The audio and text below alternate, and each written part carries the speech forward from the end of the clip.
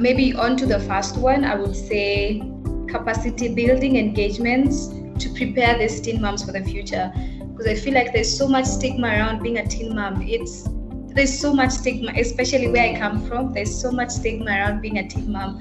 First of all, maybe you might be rejected by the baby daddy, you might be rejected by your family, your friends as well can reject you. And so I feel like the first thing to do is to have capacity building engagements where these girls understand that they still belong, they can be prepared for a future, that they can actually be something out of themselves, and also getting them involved in a number of ways.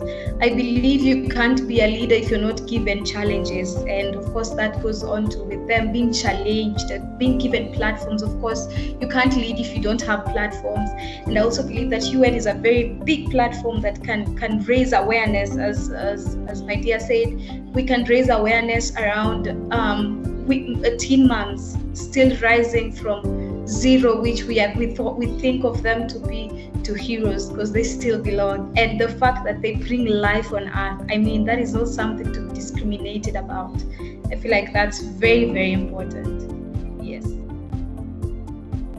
I would say this relates also with UN playing a big part in promoting policies that are around sexual rights health. A woman should understand that she has the right to health when it comes to her sexual rights. Yes, I'd say so. So yeah, just promoting these rights to empower women and girls. That's it. That's the starting point, because I believe if there are policies around this, people will actually follow. And if they don't follow, to me there's enforcement against the bad behavior. Yes. Yeah, I would actually echo what Marline is saying on all points. I was thinking stigma, that is the number one. We really need to combat it so that pregnant girls are not excluded from schools, communities, or any spaces at all.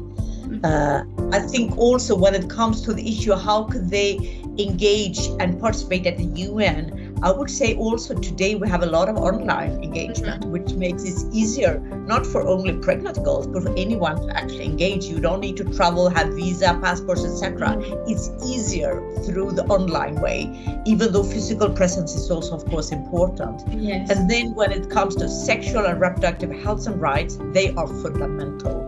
It's basic rights, and they are for girls at all ages, from they are really small, to be protected from any harmful practices, to have all the information to make the right choices in their lives, but also on the life cycle for women that are, having children. What does that mean? How is their body changed? It's important to talk about those issues.